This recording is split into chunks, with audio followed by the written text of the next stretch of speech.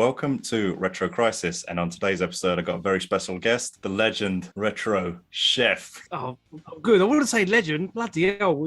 Mate, you're like the biggest YouTuber I've had on this podcast, man. Really? So in my eyes, you're a legend, yeah. Oh, well, that's nice of you to say. I mean, I'll take that, but, you know... It's all good. Yeah. So how you doing? Thanks for jumping on. We've been trying to get this organized for a while. But keep missing you. Yeah, you went away. Innit? Yeah, I did. Yeah. Work trip to Thailand. I heard you're going away as well soon, aren't you? I am going away Thursday for I say a long weekend. It's like Thursday to Wednesday, so it's not really like a long weekend. It's more like a trip away. So it's almost a week. Yeah. Where are you going? No, I'm going to Holland. We got my wife's Turkish Cypriot, so she's got family in Holland, so we're driving over there Thursday morning, and then I'll be back Wednesday afternoon, I think. Yeah. Oh, nice. Okay, family trip. Cool, man. Yes. Yeah. You know, when I first started following you on, I think I got you on Instagram before I got you on YouTube. When you called yourself Retro Chef, I had no idea you were an actual chef. I just thought it was like some kind of metaphorical name or something. Yeah, everyone says you're actually a chef. I'm like, yeah, why else would I be called Retro Chef? It makes no fucking sense. Do you know what I mean? Yeah, but I thought you were just like mixing up, like, I don't know, cooking up some retro videos or something. I thought it was that kind of thing. So that's my job. Yeah, when I was watching your video when you had the Dominic Diamond on, I think you suddenly burst out into, I think both of you went on a bit of a tangent. We started talking about different foods you liked or different cuisine or something. Yes. I was surprised. Yeah, he likes his food. We had a good chat. He's actually been still messaging me about bits and pieces. Quite hilarious, actually. Dominic Diamond emailing you, asking you how to do dry rub for lamb legs or lamb shanks and whatnot. It's quite hilarious, actually. Oh, so you guys are officially mates now? I wouldn't say that. I think he's just using me, other than my good looks, my cooking abilities. Oh man, I'll probably got a couple more questions about that later on. But no worries. Yeah. So like, your channel, yes, is like, I think that the main feature of your channel that I noticed was the swap shop. So I started off doing car boot pickups and whatnot and all that. That's why my channel's 10 years old this November. Wow. I've been going for a long ass time. But I've never really, now my work is quite difficult. My work is the last 10 years I've worked all different places, but when I first started YouTube, I was head chef at the Excel Centre in London. Okay, yeah. So we would do Comic Cons and the Olympics and like crazy big events, like for thousands and tens of thousands of people. So time was always an issue for me. So pickups and car boot stuff was easy for me because most weekends I was off, so I would be able to pick stuff up and that. So my channel started off with car boots and then evolved into swap shop due to COVID, because like most of us, we was all locked indoors. Yeah. And I've got over 5,000 games, maybe even 6,000 games now, to be fair. Physical. Yes, physical. Oh my goodness. Across about 45 consoles, give or take. Consoles, handhelds. Yeah. Amiga, whatever you want, like systems, whatever you want to say. Plus I've got doubles. And this is the thing, when I was at home, because we was all at home, where I couldn't go, my wife was like, what are you doing with all of this stuff, in like all this extra stuff? Because I 3 or 4 copies of Resident Evil 2 on the PS1, just loads of doubles and stuff. Yeah. And I was on a few streams with a few other tubers, just like being a guest, just chatting, because I like to have a laugh. If you've noticed me on my channel, I like to have a laugh. Yeah, some bants, proper, yeah. Yeah, I'm terrible sometimes. And my wife was like, "Why don't you just do a swapping stream, like a swap shop?" And she doesn't know that swap shop was a program in the 70s. I don't really know it. I didn't know it because of my bigger brother, but it was a program back in the 70s. Yeah. And I was like, swap shop, yeah. So I just started talking to a couple of tubers, like some of the older guys who knew about swap shop, a bit like way more than me. And I just kind of said to them, "This is what I'm thinking. What do you think?" And they're like, "Yeah, it sounds like a fucking great idea." Yeah. So at the beginning it was quite rough in the style. Like I was showing stuff, but then I realized it'd go over 2 hours, because normally my rule is any kind of stream or podcast, 2 hours is enough, really. Any more than that, people, then missus is sort of going to start getting fucked off that they're on their computers all the time watching, or TV watching it. Absolutely, yeah. A lot of these retro gamers tend to be like family men with like kids and everything. Yeah. So and that was it. Literally, the plan was to just do it for a little while, but I tried to. I don't say I tried to stop it. I was saying to people, look, you do it. Like, I don't want to do it all the time because I didn't want people to be like, oh no, that's just Lee's thing, did it? Like, because there is a bit of negativity around, but regardless, anyway, there's a lot of positive on YouTube. But the positive people are like, no, sure thing, man, crack on. So I was doing it every other week during lockdown, and I was still working because the place I was working in, we were still doing takeaways, and because I lost my job at. I was head chef at Barclays in Canary Wharf. Lost my job due to COVID. I was working in a gastro pub. We were doing like Deliveroo and all that stuff, which was like mad. But it is what it is. It pays the bills, I guess. Well, desperate times with COVID, especially, man. Everyone had to pivot and change. And so every 2 weeks I was doing it. And then when I got back to my normal hours of like Monday to Friday, 7 till 3. That's what I do now. Back into London. I changed it to once a month because what I noticed is, yes, I was getting tubers. I was always having tubers every 2 weeks, new tubers. But what I found is that they wasn't able to get all of what they wanted because they're working or whatever. Yeah. But giving them a month, they can rummage through their nan's attics or whatever and find their stuff. So now it's once a month and it's grown strength to strength. And yes, now I would say that is what my channel was known for. Which is a good thing. I didn't realize it had changed just over COVID. I just assumed that's what you'd always done because the format seems so solidified and so polished. I just thought you'd been doing that for like 10 years or something. Nah, I've been like literally, I think I started June, July 2020. Wow. Around that time, and I've just continued it on, and I've kind of polished it, if that's the word you want to say. As in, I've got the intro, the outro. I've got the the funny pictures of people and stuff that I like to take the piss out of, and I've noticed. But it's all in good stead. You know what I mean? Absolutely, I'm not. But eventually, once my games room gets built, because I'm still in the middle of getting a games room built, along with my wife's business. She's a childminder. She works from home. We're getting 2 outhouses built outside. I've got a massive garden. It's crazy. Like I bought it and I was like, it's great. It's rubbish. Having a massive garden is bullshit. So I'm getting a games room built in the garden. So at the minute, all my stuff is kind of everywhere. Once I've got the games room up and running, I'll be doing loads of playthroughs and this collection, that collection, because I've got a good knowledge, if you will. I think I've got a good knowledge of games and hidden gems. I'm really good at finding hidden gems, and people always ask me, what do you think, Lee? Tell me some games for the PS2 or something, or PS1, and I can tell you a load, and you may not have heard of them, and then you buy them and they're cheap and they're really good. Yeah, you should get, I know you've already spoken to Chris from Cabin Game Fever, because he's got an actual man cave at the bottom of his garden, where all his games are and whatnot. I'm going to try and get to him. I met Chris when I did Ali's Street Fighter 2 Turbo I'm so tournament. Jealous. I wanted to go to that so bad. Yeah. Oh, I would have beat fuck out of you. Yeah, no doubt. I'm dangerous at that game. But yeah, no, I met him there. I beat him as well, and Ali. Fuck it. Because before you had that contest, right? I had I think my second episode was with Ali, the 16 Bits and Bobs podcast. Then at the end, he was doing some big talking about how no one's ever beaten him in Street Fighter. Listen, he was telling me, that fucker, I love him by the way. Oh, he was telling me, I could beat you with one button, and I said to him, I was like, what button's that? The reset button? What you want about? And then when we sat down, I smashed him in. But I do love him. I've been talking to him before I come on this stream because we talk like nigh on every day. To be fair, yeah. He's one of the best guys. Like he's such a top guy, awesome. Honestly. Yeah. He's awesome, and I'm trying to get him to move to Essex. So it's a long thing, but yeah, he's a good guy, and I'm glad I've got him in my life. Yeah, with Essex, and I think he's from Surrey way, and I think isn't that like an East Coast, East side of London, West side of London battle you got going on there? Nah, we're all good, man. Like I'll do anything for Ali, and Ali's always every time I've asked him to jump on Swap Shop or anything like that, or anything I've asked him to do for me, he's done, and vice versa. I've helped him, so he's all good, man, and got a lot of time for him.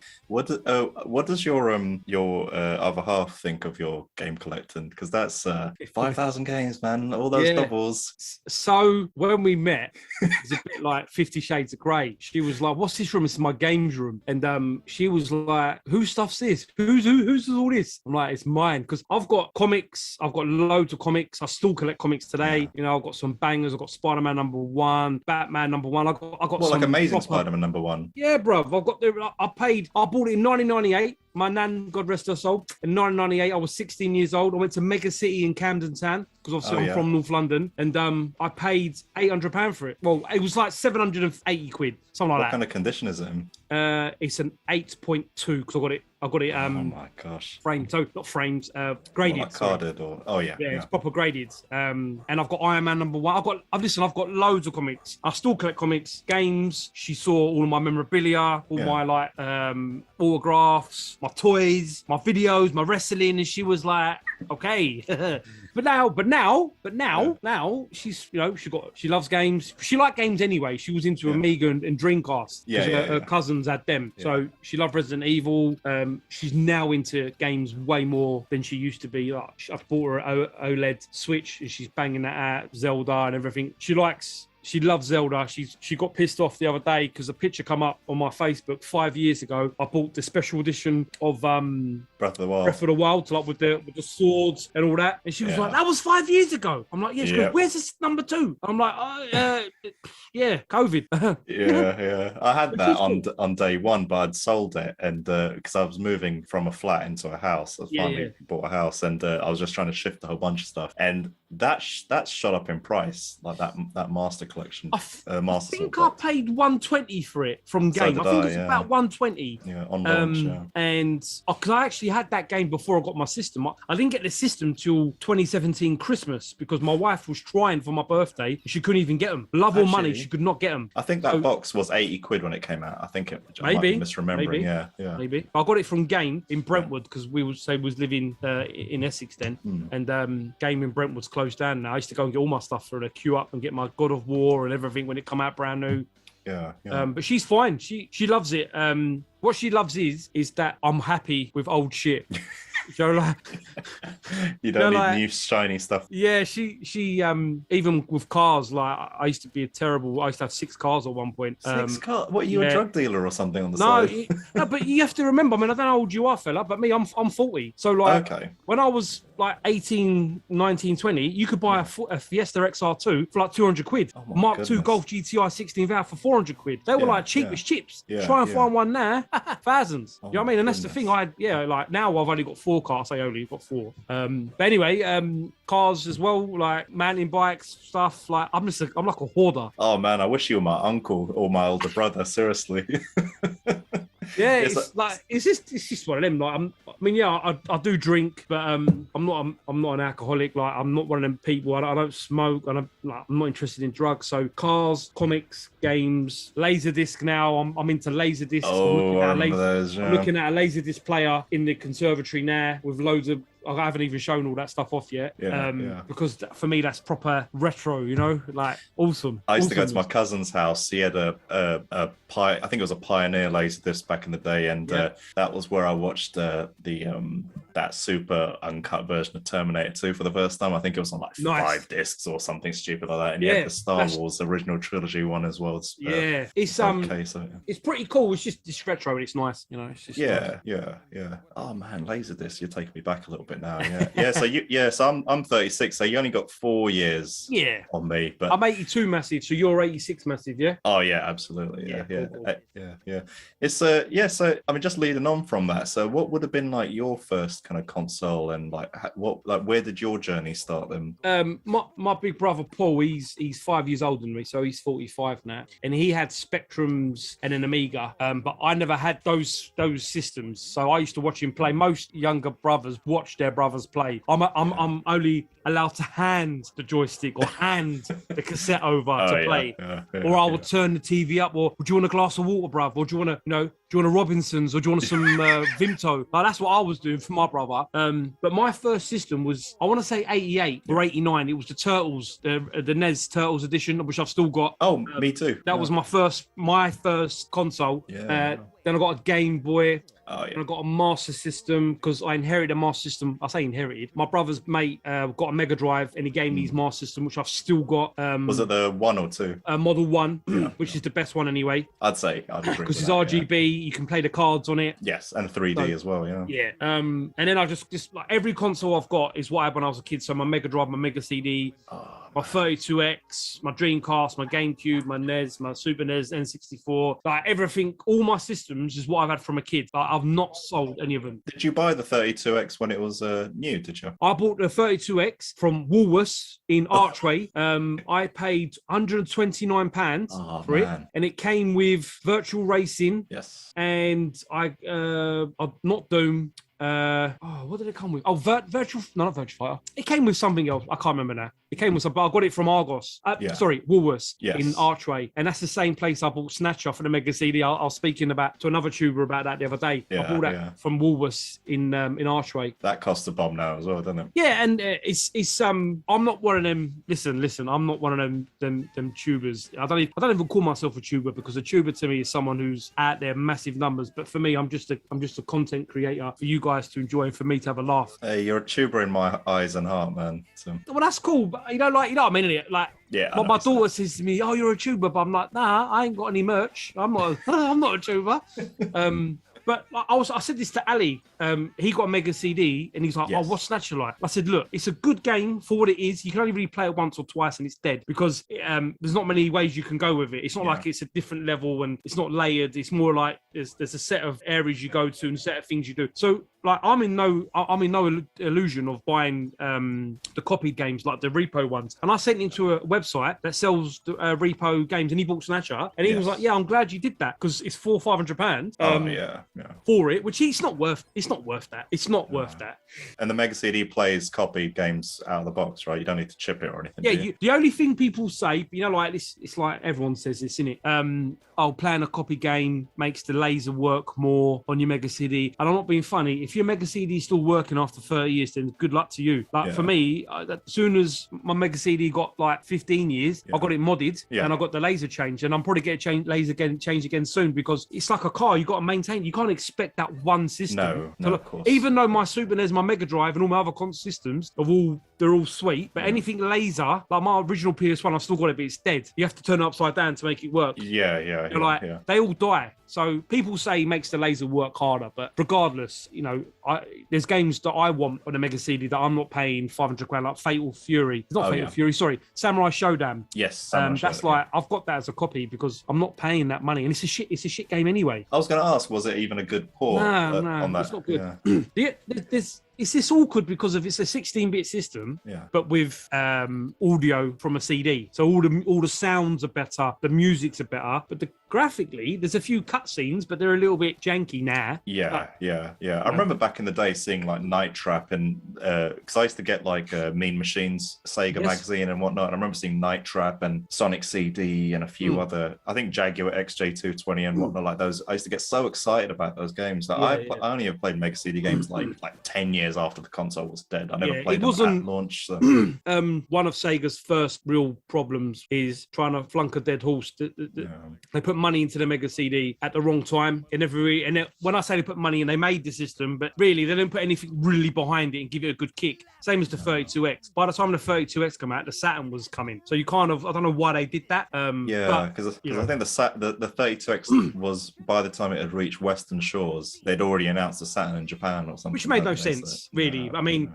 Doom, like I've got Doom on the 32X, and that plays really nice. It's a good I quite enjoyed that, to be fair. And there's a few games I still want. Black Hawk or Blackthorn, and I want the Spider-Man. It's called something of Fire. Web of Fire, I think. Is it Web of Fire? Ring of Fire terrible. Or Web of Fire or something. It's terrible, but I just want it. But it's silly money. Yeah, I think there was Spider-Man versus the Kingpin on the Mega CD as well. Which is awesome, which is quite good. To be fair, good one, when you play that compared to the Spider-Man on the Mega Drive, the original one, it does play a lot better. It does, yeah. That was one. I think I saw that in Mega Action magazine back in the day. But then there's some Mega CD games we didn't get that you can repo now. So like Road Rash. Oh, that was a Mega CD. I didn't know that because it was on the 3DO. Yes, and I think America got Road Rash on the Mega CD. We didn't get it. And then there's Jungle Strike, Soviet Strike, no, it's Jungle Strike, Urban Strike, and Desert Strike, all on one CD as well. Like this company, it's called Graveyard Repos. I'll send you a link afterwards. Yeah, But it's got some like them games that you can't get. It's just nice to have on the shelf, even though they're they're repos. It's quite nice to have Road Rash on the Mega CD because we never got it here, So yeah. It's a shame about that Desert Strike series. I think there was Soviet Strike on the PS. I don't know if they made any more after that. We had Soviet Strike and Nuclear Strike. Oh yeah, Nuclear Strike. I didn't even realize that was a part of the same series. Yeah, there's 5 in total. Yeah, it's a shame they banned that series. I remember enjoying it on the Mega Drive. That was probably the first cartridge I'd seen on the Mega Drive when it was like a weird shape with a yellow tab on the side, and I was what's this all about? The EA games, because it had a bigger memory. Well, they said it had a bigger memory card or bigger ROM or something. ROM, EEPROMs and things inside it. But great games. Now the closest game to it, in a horrible way, for me, is Under Defeat. I've not heard of that. Awesome game, but that's more of an arcade game. But because it's a helicopter game, I always think back to Desert Strike and Jungle Strike. Yeah. There's not many like that, really. No. Whenever I think helicopters, for some reason, my mind always goes back to Super Thunderblade on the Mega Drive. Super Thunderblade, yeah, which was also the arcade version, unbeatable. I used to love the arcade version. Yeah, there's a whole bunch of those Sega arcade games where it's like the characters, you're just kind of flying forward, like Thunderblade, Space Harrier, there's a few others that are like that as well. Yeah, they did a lot of them back in the day. I mean, there's a few other helicopter games we didn't get here, like Airwolf, the TV show Airwolf. There's one on Airwolf. The NES. No, on the Mega Drive, there's Super Airwolf in Japan, and there's Crossfire, which is basically the same game. But if you get the Japanese version of Super Airwolf, it's got Stringfellow Hawk and all the characters and the music. But if you get Crossfire on the Mega Drive or the Genesis, it's got none of the music or none of the characters, but it's got the helicopter. We didn't get that. But so I've got that game, but I had to import that from Japan or wherever. Well, just for like, did you import it because you like the game, or did you import it just for completion's sake? I imported it because I love Airwolf. Oh, okay. I've never been a person to get every game on every system. I don't see the point. I don't want FIFAs across every system. I collect for every system. Yeah. But I don't go for a full set. I only collect what I want, unless I see something out and about. I haven't got it. Or something, then I'll pick it up. I'm not going out of my way to get 2,500 PS2 games or 3,000 Xbox games, or I'm not interested in that. I think once we hit the CD era of gaming, especially, like 90% of those libraries, I'd probably even go 95% of those libraries are just junk anyway. So just random thing I discovered. There's actually 2 versions of Airwolf on the NES as well. There's like a Japanese Famicom version. Yes, there is. Yeah, there is. It's a terrible game, those. And Airwolf, they seem to messed up Knight Rider, Airwolf, those 80s TV shows that we love. Knight Rider was dreadful. Oh my God, Knight Rider on the PS2. Have you played that? No, only on the NES I played it, they really spoilt them. But then we didn't get games like there was never an 18 game, or if there was, I don't know of it. Maybe unless it's on a Spectrum. microcomputer, I think. Probably. It's probably one of them, Street Hawk, there was a game. I used to love Street Hawk. There's so many that we didn't get, but some of them have done so bad, and Airwolf is terrible. But Super Airwolf on the Mega Drive is pretty cool. You should definitely look it up. It's pretty good. That's the one to look out for, yeah. Definitely. Is that like a side-scrolling shoot 'em up or a top-down or something? Or like a top-down one. Yeah. Oh, okay. No, I had no idea it even existed. Yeah. So see? what did you touch after the 32X then? So 32X, I got into the Dreamcast. I wasn't going to buy a Dreamcast. I never forget this. I was working in Leicester Square. I was a chef. This was 98, 99. And I was working weekends in the restaurant or hotel restaurant in Leicester Square. And finished work. Virgin Megastore, just in Tottenham Court Road, used to be open till I remember that. God knows what time. And I went through there and it said Dreamcast £100. What? Yeah. And I was like, it's like early door. Anyway, I went in there and they were selling just a console, no games, nothing, £100, and had loads of them. I bought the system, and at that particular time, I think I bought Crazy Taxi and Sega Rally, I remember. And then I bought Shenmue, and then I just bought loads. Dreamcast, to this day, I still play quite a bit. I love Soul Calibur. JoJo Bizarre is another awesome game on there. It fetches a good price now, but it's awesome. The Street Fighters, the Resident Evil's on there, Resident Evil 2 and 3. They were really well put together on the Dreamcast. Yeah, same with Street Fighters and Street Fighters on there. I mean, there's about 4 of them on there, and I think I've got them all now. Yeah. They're really, really good. And the SNK, Capcom games, and the Marvel vs. They're all like, that's, to me, that system was just so arcade perfect. That Soul Calibur, I was talking about the other day on Swap Shop, is probably my favorite fighting game. It plays so well on the Dreamcast. It's smooth, isn't it? Yeah. My I loved it on the Dreamcast. Yeah. Yeah. Even that Marvel vs. Capcom 2 was like probably my God. Like, I loved Street Fighter 2 when I was a kid, but Marvel vs. Capcom 2, that brought me back to Street Fighter after a long time. That game did. Yeah, we was having this debate on the Retro 5 2 weekends ago when we was at Scott's house, and Paul Retrobait was saying he hates Street Fighter, loves Mortal Kombat. But my argument is that Mortal Kombat has had to, it's evolved, as in it was real people, now it's gone back to normal graphics, if you like, computer graphics. 3D graphics, Whereas Street Fighter kind of stayed 2D for a very long time. Yes. Yeah. And everyone loves them. And only the last, 8 years, 10 years from the PS3, kind of got a bit more 3D-ish, if you will. Yeah, it was Street but it still plays like a 2.5D fighting game even to today. That's why for me it's just a far superior game than Mortal Kombat. I loved Mortal Kombat until about, I think Mortal Kombat 4 is when I kind of fell off of it, because I think there was something about those digitized graphics which kind of just even though the gameplay is a bit questionable with those older ones, but I loved it because of that. It was just so different to anything else in the market. I kind of just fell off of Mortal Kombat.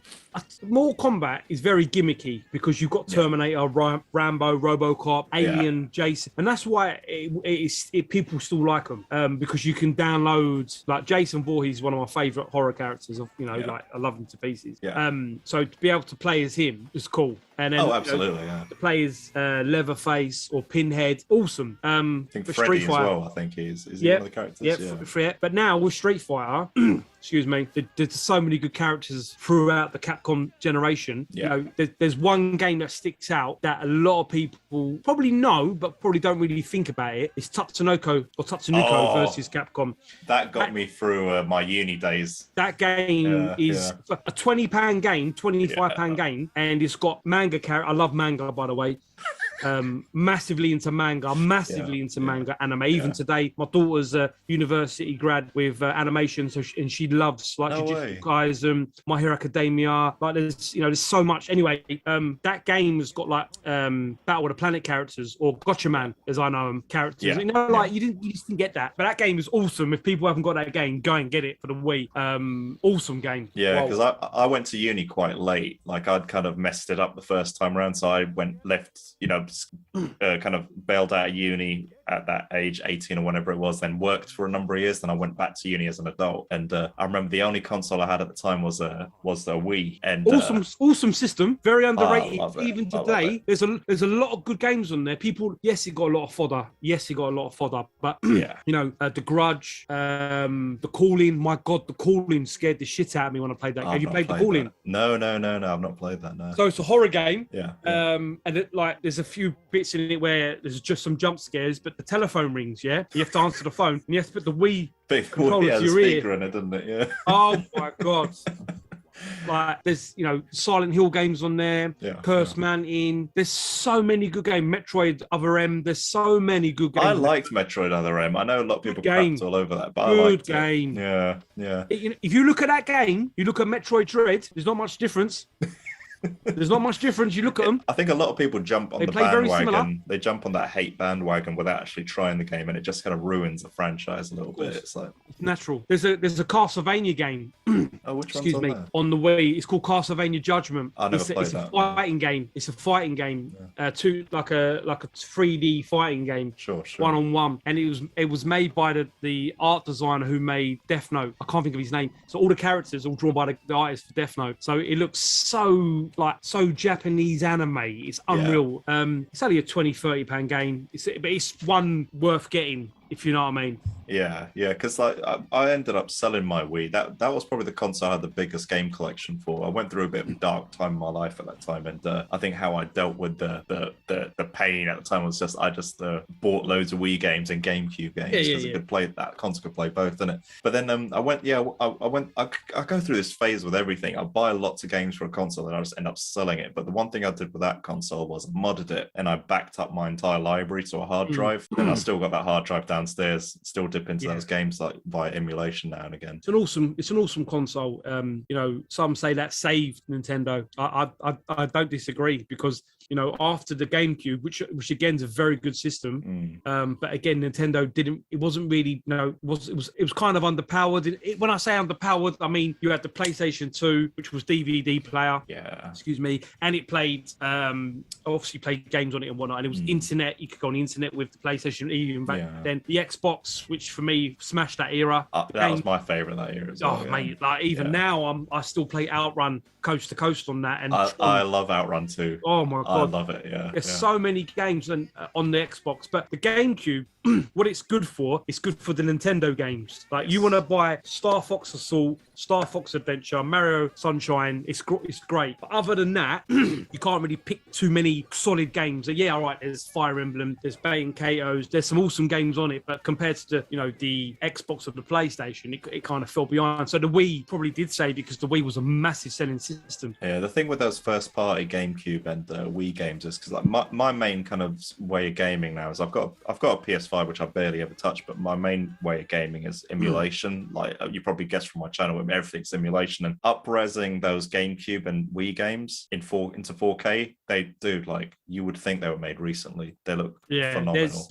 There's some awesome games like on the Wii, Sin and Punishment, Shadow's Tale. Yeah. There's some real big games, man. I love the Wii, GameCube as well. Yeah, there's two awesome systems. Just I think Nintendo obviously getting ready for that next jump. Obviously, the Wii U come out, which I got day one release. I'm looking at it now, it's in my conservatory. I still play that. I've got systems in the living room, the TV room. It's the PS5, the Xbox One, my Switch, my Neo Geo Gold, and my arcade. Neo Geo Gold? I don't know if I've heard that one. It's a Neo Geo handheld. And you dock it? Is it that one? It docks into a lookalike AES console. Yeah, I know. And you've got a micro switch controller. So I've got a couple of, I don't know what, there's a couple of packs. You get Metal Slug 1 and 2 and all that. So that's in there because I play it in there. And in the conservatory, I've got the Wii U, the PS3, the Xbox 360, my Retron 5, and I play a lot of my 8-bit and 16-bit. So I've got my Commodore 64 and my Amiga 500 is all in here at the minute until my games room gets done. That's what I've got in here. And then there's more locked away, put away. What do your kids make of all these toys around the house, man? So my oldest daughter, and she, because of me and my wife, because my wife likes manga as well. Yeah. Not as big as me, but she used to love Dragon Ball Z. Obviously, I've got a T-shirt on. I know you can't, but I've got a Dragon Ball Z T-shirt on. Yeah. But I'm like a big kid in it. You have to be, I think. I mean, that's how I see. I don't want to be an old fucker. For me, I showed all my kids. I've got two girls. I've got 11 and 18-year-old. Right. And I showed both my kids all my games, my comics, all that. So my eldest Talia, I like to think because of me, my missus, that's why she wants to get into animation. And she draws very Japanese drawings. It's really cool. So, excuse me. So we influenced her. And then my little one, she loves, we've all got switches. There's switches everywhere. And the switches, I've got one here. I've got one sitting on the table. There's a switch everywhere. So we've all got switches. They play mainly my kids play Animal Crossing and like My Hero Academia because my youngest is massively into that. And Attack on Titan, I've got them on the Switch and on the PS4. So they play that. My daughter's got PS4. I gave her my PS4 because I got a PS5. So I've rubbed off on them probably in a bad way. This is a fun household to live in, I think. Yeah, the kids are into cars. My daughter loves when I like to modify cars. So she goes, "Oh, Daddy, when I get my first car, I want a dump valve on it." I've got a Nissan Juke Nismo is my runaround. It's a turbo, so it's all modified. And she's like, I want to have the same dump valve noise as my car. And I was like, all right, yeah. If you get insured, no. Man, you're like the Willy Wonka of like geekdom or something. Listen, there's worse than me. Like the people I knock around with, like Sega Zombie, Retro Bait, Nerdy Geezer, GGP Gaming, Hobby Lodge, Nintendo Arcade, Ali, all these guys, they've all got their weird ways, you know, like not weird ways, that's different ways. No, I think it's great. It's great because for a long time, so I don't know if you've seen on Insta or one of my older videos that I got a friend, Dav Sketches, like he was like the only guy I ever spoke to about retro games for a long time. And it's only once I started the YouTube channel and got introduced to Ali and all you other like guys, I feel like it's taken me this long to find my people. You know, it's a real shame it took so long, but I'm kind of glad it's here. All my mates, when I was in school, they had computers and, you know, they had PCs and they're playing Champ Manager, which I still do now. I was playing Champ Manager on my laptop today, actually. Oh, yeah. 97, 98, might I add. Arsenal with Ian Wright and Dennis Bergkamp, the deadly twosome, and Nicholas Anelka as an 18-year-old hot prospect. All my mates had PlayStations and all that, and they were playing FIFAs, and they weren't really into it. So, like, when I got older, obviously I still knock around my mates. We play golf together, we go football together, and they were going to the pub all the time. Sure. And I was the first one driving, so I used to drive into the pub. I used to pick them up. I didn't really drink, not really, anyway. Sure. So, meeting all like you guys, you know, I can geek out. And when they come to my house, like before I had kids, we had a three bedroom bungalow, lovely. And the third bedroom was my games room. So when my mates used to come, they knew I had all my games. They'd be like, "Oh, can I play Sunset Riders on Super Nintendo?" I'm like, "Yeah." So we'd go and play like that. Oh, awesome game. Like that's what like, and that's all my mates would be like, "Oh, can I play Virtual Striker on the Dreamcast?" I'm like, "Yeah." Or can I play Submarine Attack on the Master System? Yeah, come on. Like all my systems were all connected back then in the one room, all done up. But that's before my YouTube days. I started YouTube just as we were moving from that house to this house. I only started YouTube because I was trying to modify a Mega Drive what are you trying to do? Hertz. Oh, 60 Hertz. Yeah. With the switch at the back or something. Yep. That one. And I was watching a few videos, and then I found a few channels, and I was like, fucking hell, these guys sound like me. And I thought, you know, I've got more front than fucking Brighton or Southend Pier. So I thought, sweet, I can do this. I ain't afraid to talk shit to people on the camera. Don't bother me. I've been on Crime Watch. So I thought, yeah, crap. So I just started, didn't it? That was it. And then I interacted with people, met up with tubers who live locally, went to Blackpool and Manchester to events. I'm going in 2 weeks' time to meet up with Ed Hunt down a car boot with, I don't know if you watch Ed, great YouTuber, awesome guy. Absolutely, I'm going down his neck of the woods. He's telling me, you got to be here at 5 o'clock. Got to be at 5 o'clock in the morning. And I was like, don't worry, mate, I'm a chef. I'll fucking get up. So I'm going to go do a car boot hunt with him. Oh, that'd be awesome. Yeah, I mean, that's it. You know, it's to meet like-minded people, you know, and that's why the Retro 5 started, you know, 5 guys who just get on really all we're all like brothers. We get on so well. We speak all the time, like-minded. We've not had an argument with each other, which, you know, like you always have an argument with one of your pals. There's always one of them who's a fucking prick, but you love him because he's one of your boys. You've known him since you were like 3. Absolutely, yeah. But them boys is not like that. We don't argue about anything.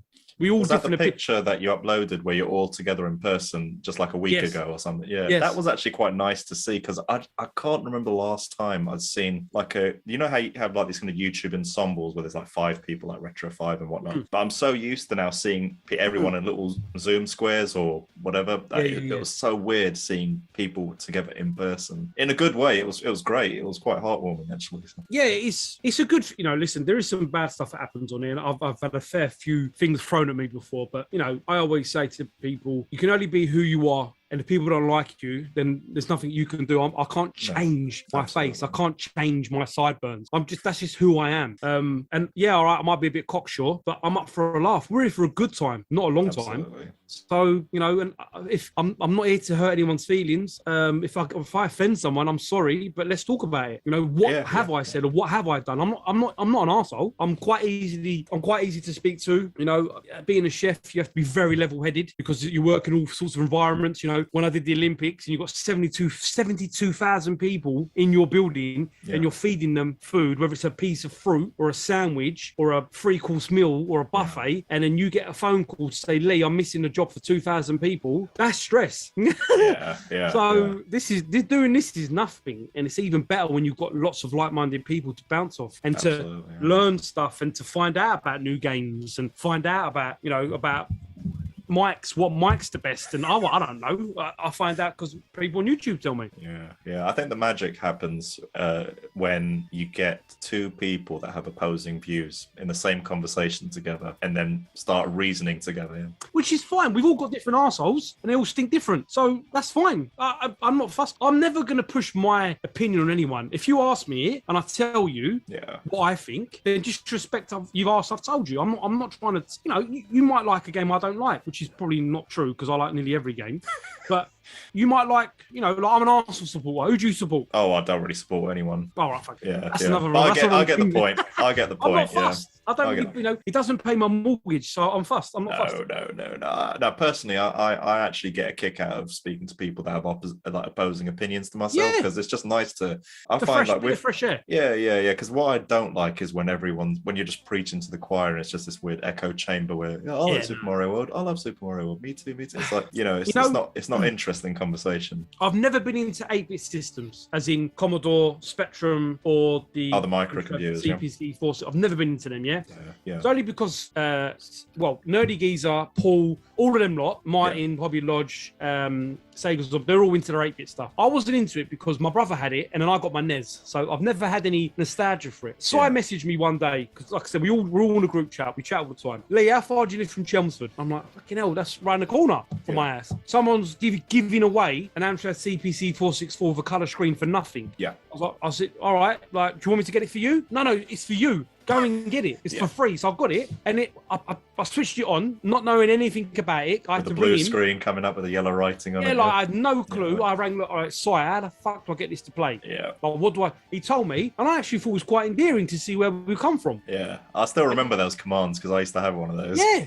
And then a Commodore 64 come up on Facebook Marketplace. Yeah. The Terminator 2 edition. It was £100. I remember that. It was 100 quid he wanted for it, yeah? I messaged him. I said to the boys, is that good price? That's a bargain. Go and get it. Boxed and everything. Boxed. I'm looking at boxed, complete, everything. 100 quid. I messaged the boys. They said, Lee, go and rip that man's hand off. And I was like, I ain't paying fucking 100 quid. I'm the chef. I'm not. So I messaged him. I said, look, does it work? He goes, I haven't tried it. I said, right, I'll give you 60 quid. Oh, no. Did it not work? I done a deal for 70. Yeah. I got it home. Turned it on, it worked, there's no sound. One of the boys said, there's a glass fuse inside the system. Open it up and change it, and the sound come on straight away. And it was fine, it's fine. And now I've bought, I'm into homebrew, because there's some real good homebrew stuff. I've got like fan-made games, like those kind of homebrew. There's a company called Cytronics, awesome. I've got a couple of videos on my channel. But Hobby Lodge, Martin got me into Cytronics. Yeah. And they've got games like Guns and Ghosts, Man Cave. There's loads of and they're really good games. I was shocked how good they was. So I bought a disc drive because for me, I've got no nostalgia for the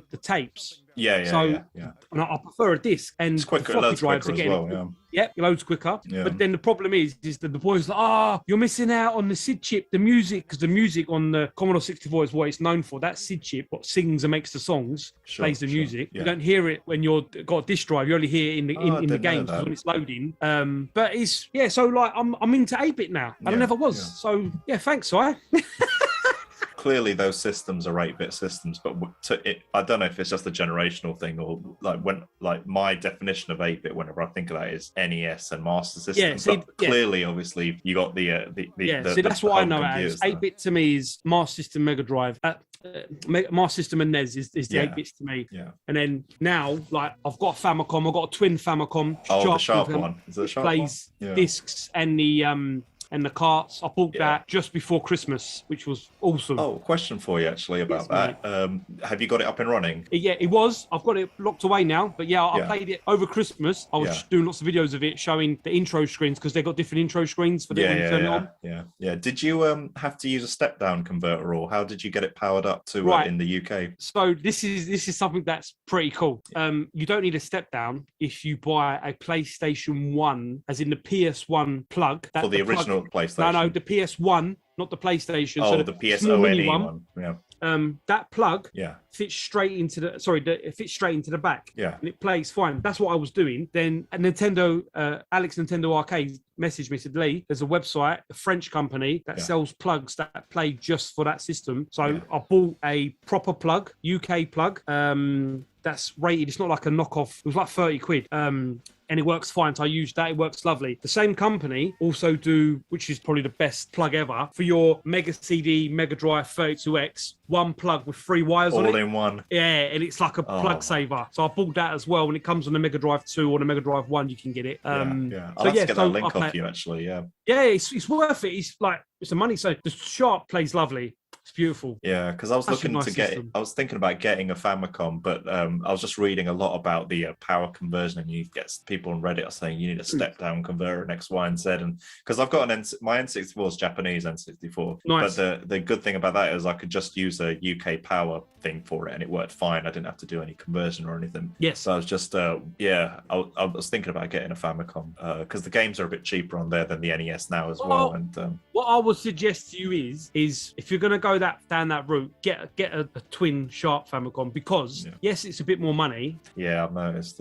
But it's such a nicer system. And like, I don't know about the Famicoms. I've got a Famicom, but I've never used it. But with the twin Sharp one, I've got a SCART lead on it. But I don't know if the Famicom, if you have to play aerial, I've never used it. I've got a box one, really nice condition. I've never played it. Yeah, I was thinking about getting the so in Japan they had the Model 2 Famicom. I think it was called the Famicom AV or something. It looks like the top loader one. Yeah. Because I think the original Famicom is a bit too fiddly. You need to like do a bit of jiggery pokery with it to get it to work here or something. It's awkward. I mean, I've got a Retron 5, which I used to use before, but I don't like that system. And I've got a Retro Freak, which I've never taken out of the box. Did you get it for free or something? No, because I wanted to play PC Engine games. But there was a thing about 5 years ago on the tubes. Oh, PC Engine. So I was like, all right, sweet. I'll try and buy one. But they were going for like £250, £300. And I was like, really? So then I can't remember. I was at a tuber called Chris Shank. He stopped doing the tubes now, bless him. He was a really nice guy. Yeah. And he said, Lee, you heard of the console freak? I was like, no. He sent me a link to it and I bought it. It was like 150 quid. I think it was same price as the Retron 5 I paid. Well, the European one, did you get all the all Japanese? EU, a PAL one, console freak. And it plays all the same game, all the same systems, but it plays PC Engine cards. Oh, the card. Yeah. Doesn't play the CDs because I do want to get one now because I want to get Rondo Blood. Oh, who doesn't? Yeah. I've got it on the PC Engine Mini, which plays fine, which is another awesome little mini, but that mini also fucks me off at the same time for many reasons. Why is that? Well, you got all these Japanese games on there. One is Snatcher, and it's Japanese. Right. Then what's the? You can't play. Why bring a system out without a translation? Yeah. Why allow you to? You can change from the PC Engine to the Graphics, as it's called over here. It was over here. Yeah. But you can't play the Japanese games. It's like, and Rondo Blood's on there, but it's on the Japanese one, so it's all Japanese, yeah. It's fucking stupid. Anyway, so I just want a Duo R. I'm not asking for much. A Duo R with Rondo Blood. That's what I would like. I will buy one, but I'm trying to. I say I'm holding back, but there's so much shit everywhere. I just want my games room sorted out so I can just fill it because there's so much stuff everywhere. There's stuff in the hallways, in the living room, in the conservatories, everywhere. My missus is going to kill me soon. Would you ever consider going down the EverDrive route for the PC Engine? No, because I don't know enough games. So I'd only have like 4 games. I mean, maybe. But I've got EverDrives on the N64, on the Super NES, the Mega Drive, and they're like... Oh, you already have? Yeah, on the Mega Drive, Super, I've got all them because when you've got so many games, and the idea, like before, it's a classic thing, like it's a blockbuster video moment. You're standing on the aisle looking at all the films. You don't know what to play or what to watch. And it's the same. So I've got, I don't know what model, what makes they are, but I got them through eBay before AliExpress. AliExpress sells them for half the price now. I've got a Super NES, a Mega Drive one. The Mega Drive one I got plays Mega CD and 32X, so it's pretty good. It's a pretty good. Is it the Mega SG thing? No, not Mega SG. The Terra Onion one, is it that one? I'm not sure, to be honest, fella. I bought it a good couple of years ago. Yeah. I got a Master System one. I got a Game Boy one as well. Yeah. I got a few. I got quite a few, but I used to use them rather than keep taking stuff out. But when I move back into the games room, I will play. I won't emulate. I say I won't emulate. I won't emulate unless it's the Super NES Mini or the PC Engine Mini or the Mega Drive. Like official emulation. Oh, that's fine. Because for now, I just want to get into the habit of showing people games that they've never heard of. You know, like PS2, Rondo or Blood. Have you ever played? Not Rondo.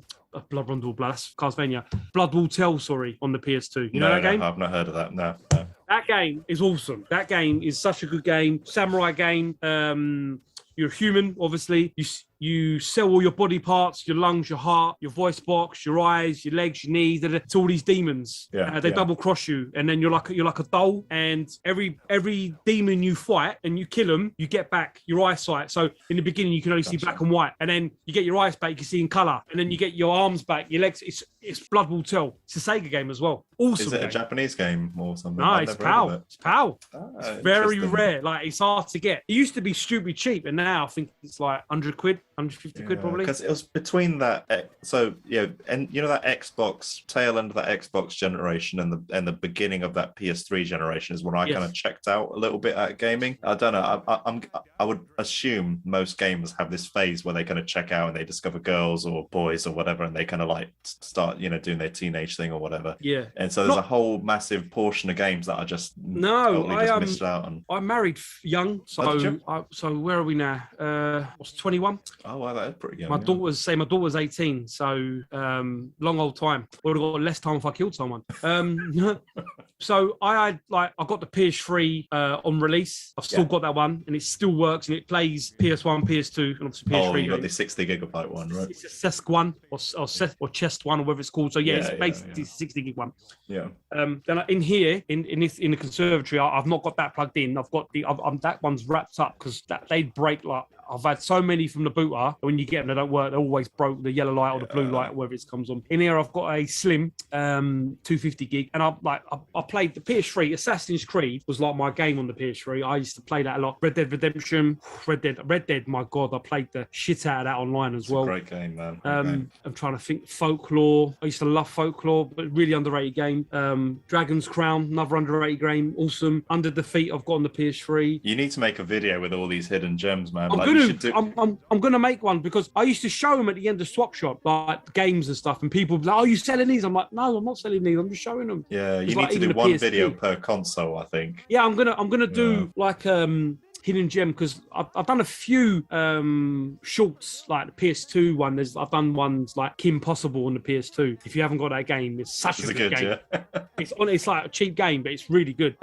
I got like Transformers. The Japanese version of Transformers is the Generation 1 characters, whereas we got the Transformers game we got here was like the Armada characters, so they were like slightly different. But the Japanese version of Transformers, it's only a Japanese game, and it's in English as well. You got Optimus Prime and Ironhide, all them characters, all Generation 1 drawn characters. It's awesome. When I think of Transformers, that's the only Transformers I can kind of connect to. That G1. Anything after that, I kind of switch off a little bit. You could only get that from Japan. It's like being into anime and manga, like, you know, Initial D. Obviously, I was into cars, so Initial D for me was massive. So PS1, PS2, and Game Boy Advance, and the Sega Saturn. I've got all the Initial D games. It's hard to play them because they're all in Japanese, but awesome car games, you know. And then got all the Gundam games. I've got love Gundam. I've got a Gundam PS2 console, which is all gold, and it came with Gundam Zeo War or Zeo something. It's a special edition. It's in a gold box and all that. Love Gundam. Fist North Star. There's some awesome Fist North Star games on the PS2 we never got here. Fighting games where you can be Ken, or you can be Rai, or you can be his big brother. Is it Rao? I forgot his name now. General Rao, the big geezer. They've been making those Fist of the North Star games since the NES. Like, I didn't realize that when they, like a lot of those earlier ones, when they came out here, they were just rebranded. It was the same game. Like Black Belt on the Master System in Japan is Fist of the North Star. But same as Last Battle, isn't it? Last Battle on the Mega Drive is actually Fist of the North Star. Well? Yeah. Gosh, now you say that, the cover art looks like Ken, doesn't it? Yeah, because the Japanese version, it's exactly the same game. Because if you remember, the more you level up, the more your life bar goes up, the more powerful you get, and then your shirt starts to rip. And I used to think when I was going to think, what's wrong with this geezer? Why is he fucking shirt ripping? And then when I clocked some of the enemies were people from Fist of the North Star, I was like, oh, makes sense, doesn't it? Yeah. And then the games, Super NES games, Fist of Star, there's NES, there's so many, because that film come out in 83 or 84, I think, Fist of Star, the first movie, I think it was 83. I think it's 80, I thought it was 86, but yeah, you're probably right. I'll go with you, yeah. And it was, that was, I mean, that film was awesome. I enjoyed that a lot. That was probably that Akira, I think that and Akira were my first kind of like foray into anime, or my first, I think I actually watched Fist of Star before Akira, but mine was Akira, Fist of Star, Go-Go 13, The Professional, MacGyvers, Crying Freeman, Vampire Hunter D, Bubblegum Crisis, AD Police. I mean, Cyber City, which is my favorite anime. Cyber City Oedo 808, my favorite anime ever. And we only got one game on the PC Engine, and it's all in Japanese. That's one of the things I like about emulation is the you can patch ROMs with translation, with fan translations and stuff. And that's there's so many like games that we never got here that you had to translate. I mean, Secret of Mana, we got that on the SNES. Then you got number 2 and 3, we never got, but they come out in Japan. Earthbound, we got here, but Mother 1, Mother 2, Mother 3, we never got. There's so many. I mean, you could talk all night about it. There's so many games we didn't get, and because they weren't translated, and later on in life they are. There's one Spider-Man game that we never got, and it's so good. It's on the Super Nintendo, Super Famicom. Yeah, it's called Spider-Man, and I think it's Lethal Foes or Deadly Foes. I've not heard of that. No. Listen, I'm telling you, like I've got it Japanese, complete Famicom. You can get it emulate. You can emulate it, or you can get a repo copy of it. But we never got it in UK, pal. I've got to check this one out. I thought I was pretty clued up with the Spider-Man. No, this one's totally slipped my radar. Yeah. Lethal Foes or Deadly Foes, and it's got Doc Ock, Venom, but it's really good game. It's not like a shitty it's not like Spider-Man and the X-Men. Oh yeah, Arcade's Revenge. It's not like right, Spider-Man War of the Gems, which is actually a good game. It's worth a few quid now. It's really good. It's actually really, really good. I think it's Lethal Foes, one of the two, but it's definitely worth playing. Definitely worth playing. I want to jump on a question for you. Yes, mate. So you're trapped on a desert island. Yes, sir. And you're only allowed to take 3 consoles with you. And for each one of those 3 consoles, you can only take 3 games. Okay. What would the Retro Chef's first console be, and the first 3 games for that console? Wow. Dreamcast. Oh yeah. With Shenmue, because I still haven't finished it because I'm still playing around with my forklift, doing my daily job. I never finished that game. I skipped to number 2 on the Xbox. Yeah. Definitely Shenmue. I think that game again was way ahead of its time. You're not that far from the end if you're at the forklift there. Yeah, I know I'm not too far. Because I wanted to go everywhere. I wanted to go to everywhere, and I wanted to pet the dog, the cat, talk to this person, talk to that person. So yeah, I mean that game obviously was the downfall of Sega, so they say. Cost a lot, didn't it? Well, yeah, it did. Awesome game. The TV. See the TV series? I had no idea there was a TV. They brought one out. It's really. I ain't gonna spoil it for you. It's really worth watching. It's really good. Is it a continuation from the games, or is it separate? It's amongst the games. So it's to do with the games, but it's amongst them rather than before or after. Or Gotcha. I'll check this out. So definitely Shenmue. Because even now I watch it and I think it looks a bit. Shenmue 3 I've got on the PS4. I've not even played it yet. I should play it. But I did enjoy that game. Another one. What else? Super Nintendo. This game got a lot of shit back in the day, but I really loved it because I loved the animated series. It's Batman and Robin, the animated series. That's a good game. I love that game. The music, the drawings, because it looks like Batman Returns, which was a very close second for me to take with me. But Batman and Robin, all the characters look like the ones from the cartoon. Yes. The drawings and everything was awesome. The characters were cool. It played like a cartoon. You got like the little, each level you had the little trailer. The beginning you had the little, that game. I love that game. That was a great TV series as well. I love the animated Batman animated series. The animated series was awesome. That the series we didn't get was The Adventures of Batman and Robin, which is the same Kevin Conroy voicing Batman and all that, and then Mark Hamill was Joker. But it's got Robin, and then it got Nightwing in it. It's really, we never got it here. I remember we got a show called The Adventures of Batman and Robin. We got it later on Toonami, but after 4 years after it come out, we didn't get it at the time. But by then we already had Teen Titans and Batman the Beyond, or Batman of the Future, which is another awesome franchise. I love that was Batman. pretty. Yeah, it's a shame they kind of that didn't last very long. But they've continued it in the comics. There's a new comic come out called Batman White Knight. Definitely recommend you getting into if you like comics, because it's been out for 5 months. There's only 4 issues. Is that the one where Joker goes good briefly? This one, Joker's dead. Batman's been framed for it. Bruce Wayne. Bruce Wayne's in prison. He's now 50 odd. Terry McGinnis is Batman, but in the Batman Beyond suit. Dick Grayson, Nightwing, he now works for the Gotham PD in a special task force. Batman breaks out to find that Joker's still alive. It's just getting into it. It's actually getting quite good. White Knight, it's really good. Oh, okay. White Knight Chronicles, I think it's called. Oh, right. I think the White Knight I read was where the Joker goes good briefly. I think it was one of the DC Black Label ones. Black Label. I know this is literally like I got the 4th episode end of June. Oh, so no, this is the one I'm talking about was a couple of years old. I might be getting the name wrong actually. Yeah. There's so many, mate. Like there's I've got a comic now, DC versus Vampires, which is awesome as well. Sounds awesome. It's really, really good. I'm massive into comics in it. So yeah, Batman and Robin and Super NES. I played that game so much when I was a kid, and that's definitely something I'd like to go back to play again. I always preferred the Mega Drive version of that game for some weird reason. The Mega Drive version was more like a 2-player co-op fighting game. More like a Probotector or a Sunset Riders or a Battletoads, whereas the Batman on the Super NES was more tactful. You had to use certain weapons, you had to do certain things. Yes, it was left to right, but it was a bit more to it. But the music is terrible on the music on the Mega Drive. I think always a bit struggled really. Yeah. I was always I think growing up I was a Mega Drive kid more so than something. Fair play. Yeah. Third console, my Neo Geo Pocket with Neo Turf Masters. I love my golf. I love Neo Turf Masters. That's the golf game, Neo Turf Masters.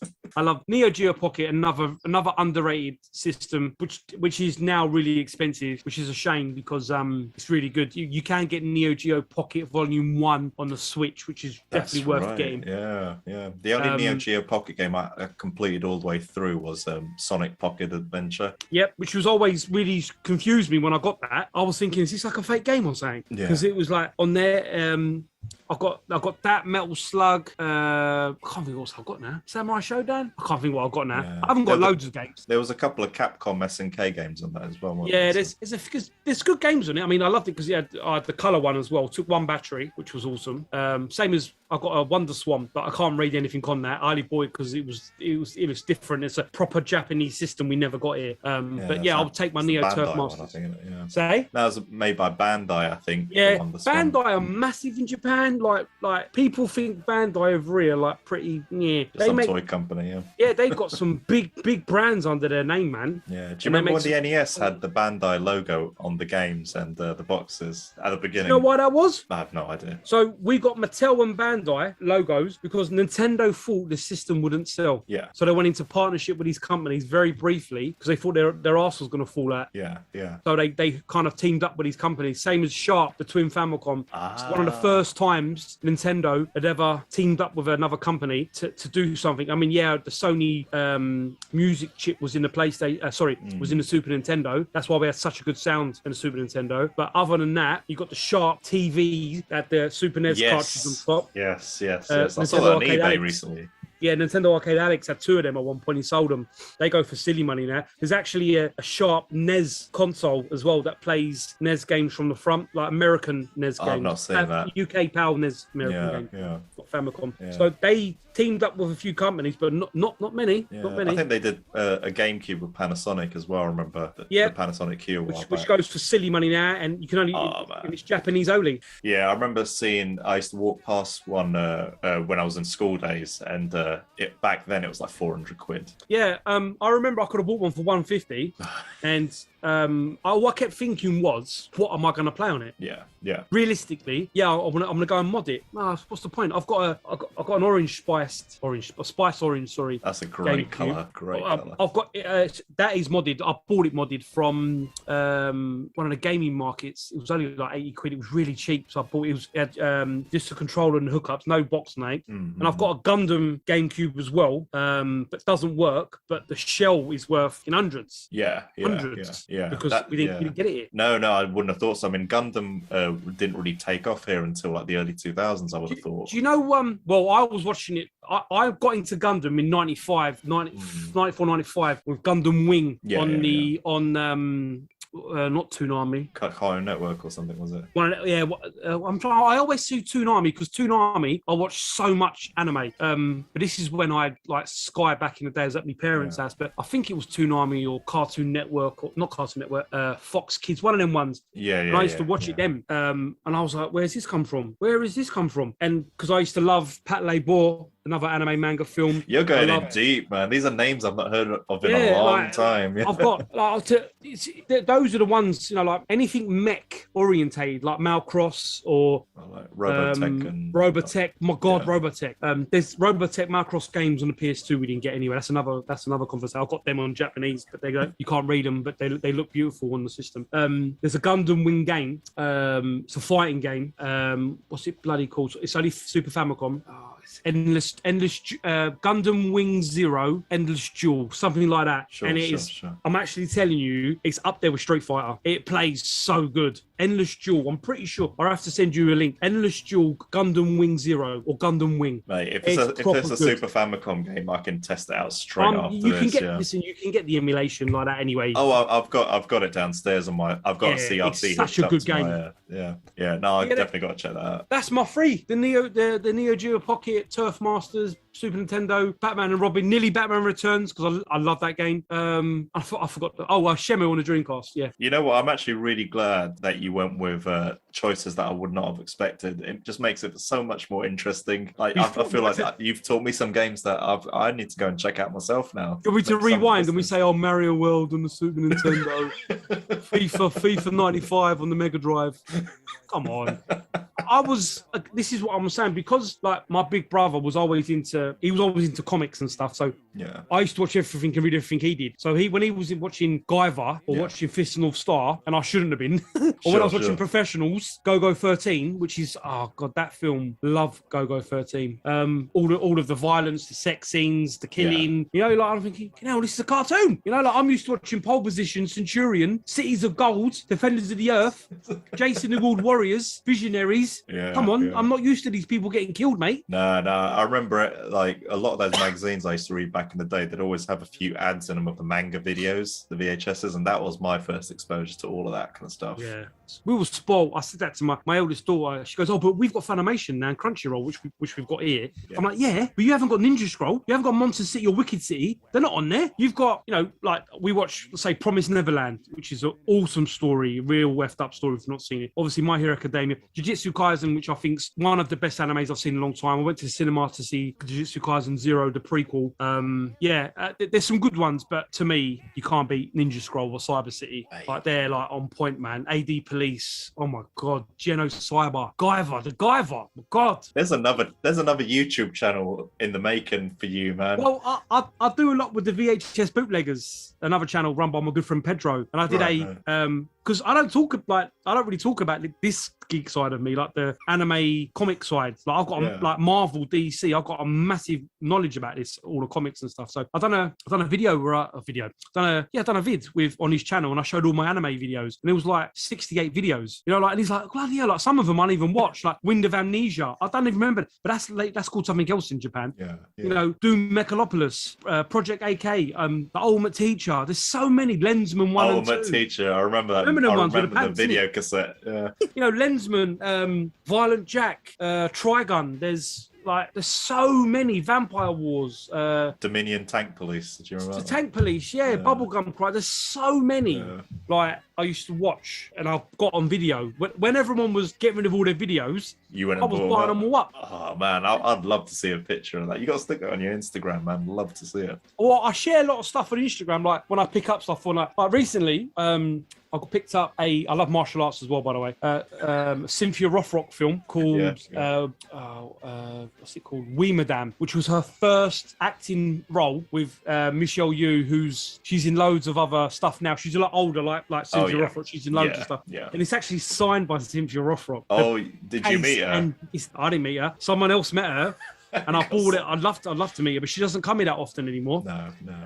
But she's still going. She's 60 odd. She's still going. But I fell in love with her when I watched No Treat No Surrender Part 2 Right. with Laura Navden, which was one of my favourite martial art movies. I've only seen the first one of that movie. I've not seen. I didn't even know the second. The second one, I'm telling you, Raging Thunder. My God, like even now, I'm thinking about getting goosebumps. Big Trouble in Little China, eat your heart out. My God, mate, Big Trouble in Little China is the one movie I watched like a billion times when I was a kid. Man. That was my kid. That was. We watched it any time there was rain at night because I say to my brother, "Let's watch it because the three storms are going to come out. Lightning and rain and thunder, the three storms and all that jazz, and Goro from Mortal Kombat or whatever they made from it. But another awesome film, very underrated, and the uncut version is the best version. What, of Big Trouble? There's more fighting in it. There's way more martial arts scenes. They're breaking arms and things, putting knives in people's heads. It's the uncut version is the best version. Oh, I've got one. I've got it on Blu-ray, but I don't know which version it is. There's the Arrow edition version. It's the Arrow one I've got. Yeah. That one has. I'm pretty sure that's got the uncut version on it. I'm pretty sure it has. Interesting, because I've seen all like the deleted scenes. Like there's a whole bunch of those. Yeah. And, awesome film.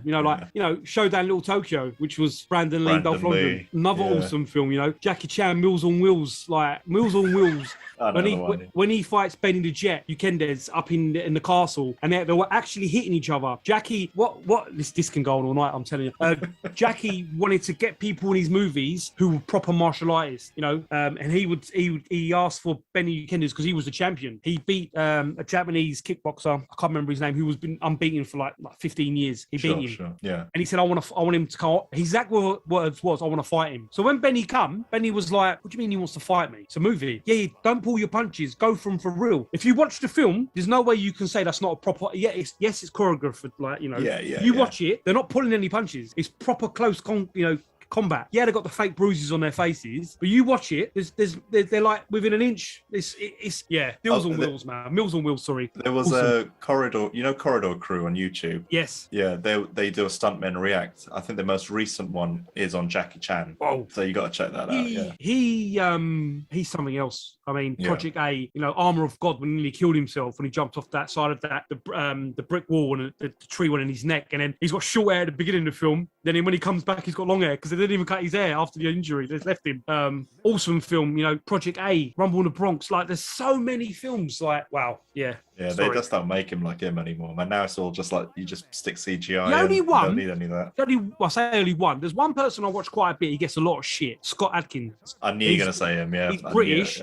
Yeah. You watch him fight. You watch him in there's a Universal Soldier film. I think it's Universal Soldier 4. I think it's something like Retaliation or something. It's like it's a stupid shit name. You watch him fight in that. He fights Van Damme in that, and Van Damme said in the movie, "I'm not going to fight you because I don't want to look bad in front of you." He can fight Scott Adkins.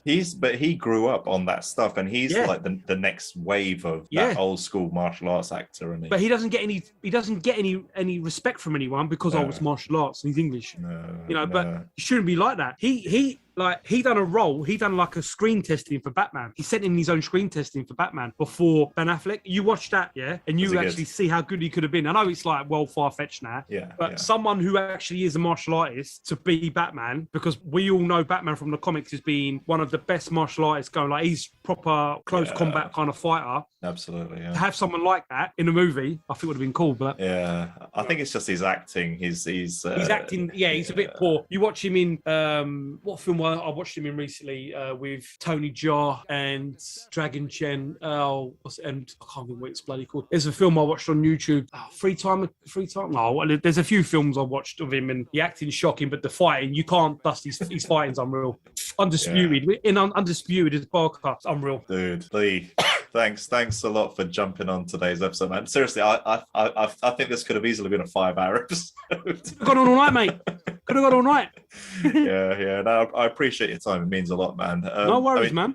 Let the guys know where they can find you and how people can even get on Swap Shop. Like if you wanted, if someone was interested in future. Yeah, so you jump over to the Retro Chef channel, click on one of the Swap Shop streams. In the description bar is a link to the Facebook page. You have to notify me that you want to be in the group, and then I accept you. Once you're in the group, you can see all the deals. You can buy stuff through the actual page as well, because people show stuff and then they put them into the page. You can hit me up on Instagram if you want to be on the stream. I try and get new tubers all the time. We had it on Sunday, and I had Retro Rewind, but retro with the number O, not the letter O, because another tuber's got Retro Rewind. Sure. He's called Dave, really nice guy, great tuber, good channel. He was on with GP Gaming, Champion 2D Rob, who's another top guy. I've known him 10 years doing the tubes, love him to pieces. And I had Super Nintendo, who's another great tuber. So you just want to get on, you can contact me and then we go from there, man. It's all part of the fun. Awesome. Well, thanks for jumping on, man. I hope you guys enjoyed listening. Do check out Retro Chef's Instagram and YouTube. I'll drop the links in the description below. Dude, man, I had a good time, man. No worries, I feel like I need to come down to your neck of the woods and anytime. get you a drink. You're welcome in God's country anytime.